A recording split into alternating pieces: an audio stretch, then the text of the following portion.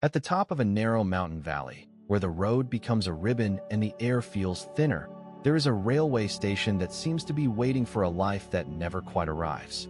The platform is quiet. The benches are weathered. The timetable is simple enough to fit in your pocket. One train a day, that is all. And yet, inside this station, the day is never empty. Because when a train only comes once every 24 hours, every minute around it matters. The station becomes more than a stop. It becomes a heartbeat. It becomes a routine, a meeting place, a weather gauge, a post office of rumors, a memory keeper, and, for a few brief moments each day, the center of the world. Today, we're going inside that mountain railway station where life runs on one train a day. At first glance, the station looks almost abandoned. It sits between steep slopes and pine-covered ridges, tucked into a landscape that seems to have been carved by wind and time rather than people. From a distance, you might think no one could possibly depend on a place like this anymore. But that would be a mistake. In mountain regions, railways have never been just about convenience. They are lifelines. They connect villages that roads can't always reach. They carry food and mail, and they give people a way out when the mountain closes in with snow, mud, or isolation. That is why the station matters so much. Not because it is busy, but because it is necessary. The first thing you notice when you step inside is the silence. Not total silence, because a mountain station has its own sounds. The hum of wires, the creak of wood in changing temperatures, the distant bell of livestock somewhere below, the wind moving along the tracks like a whisper. But compared to a city station, where announcements blur into footsteps and suitcases roll like thunder, this place feels almost suspended. It is a station that has learned patience. On the wall is a timetable with only a few entries. One arrival, one departure, a handful of local services, maybe a seasonal adjustment in winter, maybe a delay if the weather turns. The schedule is so sparse that it almost feels symbolic, but for the people here, it is not symbolic at all. It is practical. It is precise. It is life organized around a single moving machine. Every morning, the station begins long before the train appears. The station master arrives early, sometimes before sunrise, carrying a thermos, a key ring, and the calm expression of someone who has spent years listening to the mountain. In a place like this, the station master is not just an employee. He or she is often the only official face of the railway that many villagers ever see. They know who is traveling, who is sick, who is expecting a parcel, and which family has a child leaving for school in the city. Before the train comes, there are errands. A bag of medicine to be picked up, a crate of vegetables to be checked, a letter bundle for the post office, a neighbor asking whether the weather at the pass is clear, children arriving with school bags, an old man coming only to ask if the noon train is on time, even though he knows the answer already. This is one of the most remarkable things about a station with one train a day. The train does not simply transport people. It organizes them.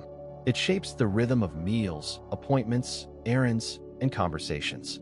If someone wants to visit the district hospital, they do not ask, "What time do I feel like going?" They ask, "Can I make the train?" If a shopkeeper is waiting for supplies, the entire morning becomes a countdown. If a family is expecting a relative from the lowlands, every sound on the tracks makes hearts lift. And then, long before the train arrives, the platform begins to change. One by one, people drift in. Not because they are in a rush, but because arriving early is part of the ritual. A station with one daily train creates its own social theater. Everyone knows everyone, and yet the act of waiting brings a special kind of openness. People talk more than they would in their homes. They compare weather conditions. They talk about crops, repairs, livestock, children, and village news. Someone always has a story about the last snowstorm, or the time a landslide delayed the service by half a day, or the year the train was late because a herd of goats blocked the line. Yes, goats. In mountain regions, the extraordinary and the ordinary live side by side. The platform may only fill with a dozen or two people, but that small crowd tells you everything about the community. A grandmother with a cloth bag holding eggs. A teenager in a borrowed jacket trying not to look nervous. A schoolteacher carrying books wrapped in plastic. A porter waiting for a package. A couple who have come just to say goodbye, standing slightly apart, because parting is easier when there is space between words. Then the sound comes. At first, it is only a suggestion, a vibration in the rails. Then the mountain seems to answer with a low metallic echo, and the engine appears around the bend. Because the train runs only once a day, it is never ordinary. It arrives like an event, not a commute. People straighten their backs. Conversations stop mid-sentence.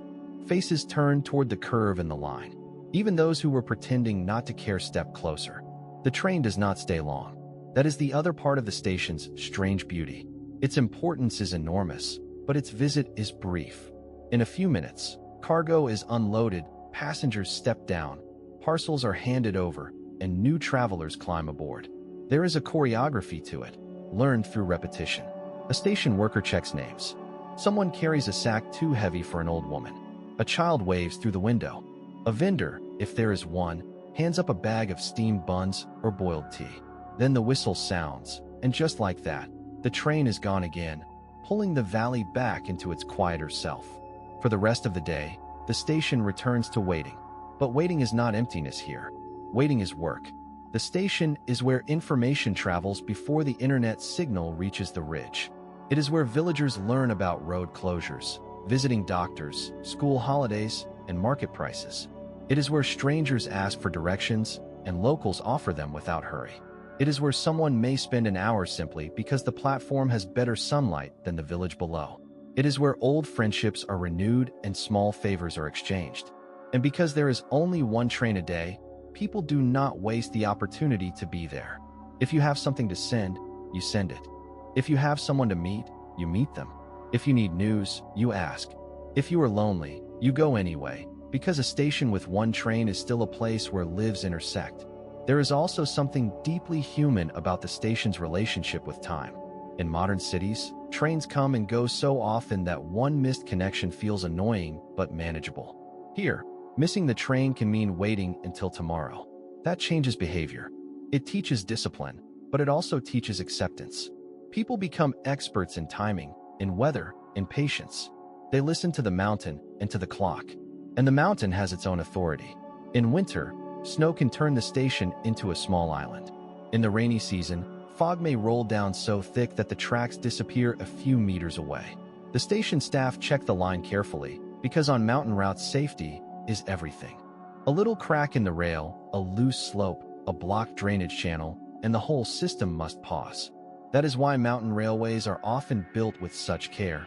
Tunnels bored through rock, bridges spanning ravines, retaining walls holding back earth, gradients calculated to the smallest detail. Every inch is a negotiation with geography. At this station, you can feel that negotiation in the air. The building is sturdy but humble. It has been made to endure, not to impress. There may be a small ticket window, a room for the station master, a notice board, maybe a kettle warming on a shelf. There might be maps faded by years of sun. The benches might have been repaired so many times that no one remembers the original wood. It does not matter. The station is not valuable because it is beautiful in the tourist sense. It is beautiful because it continues. And continuity, in a place like this, is everything. If you ask the people who live nearby what the station means to them, they will likely not answer with big words. They may say it helps them reach the hospital. It helps them send their children to school. It brings visitors in the summer. It keeps the village from feeling cut off. These are ordinary answers, but they are also profound ones. Because isolation is not only a physical condition, it can become a feeling. A place with one train a day gives people a line back to the wider world. It says, you are not forgotten. Someone comes here every day. Your valley is on the map. Your life is connected. And that connection matters in quiet ways. A grandmother can travel to see her daughter in town. A farmer can bring produce to market without a full day's walk. A student can leave for university with a suitcase and a promise to return. A doctor can visit communities that would otherwise be beyond reach. Even the mail matters, especially in a place where a handwritten letter can still carry more weight than a message on a screen.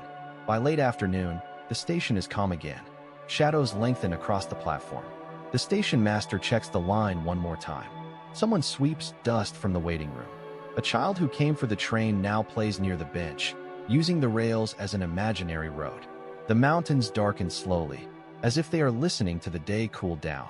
And somewhere in the village below, people are already preparing for tomorrow's train.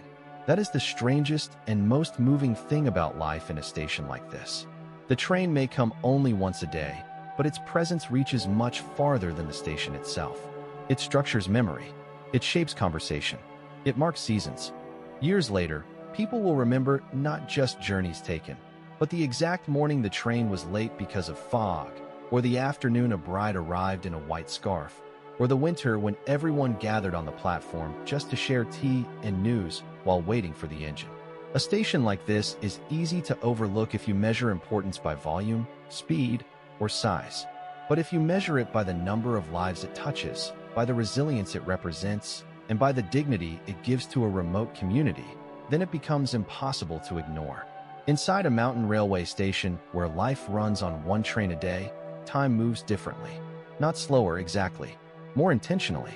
Each arrival is a small celebration. Each departure is a promise. Each day repeats, but never exactly the same way. And maybe that is the lesson hidden in this quiet place. Not every important place is loud. Not every vital connection is constant.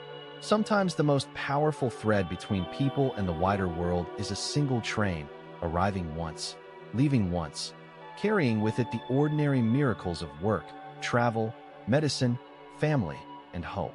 So the next time you see a crowded station or complain about a delayed train, think of this mountain platform, waiting all day for its one daily arrival. Think of the people who time their lives to that whistle. Think of the valley that listens for it. And remember that in the most remote corners of the world, a station can still be the place where a community meets the future, one train at a time. If you enjoyed this story, subscribe for more journeys into extraordinary places, and let me know in the comments what hidden world you'd like to explore next.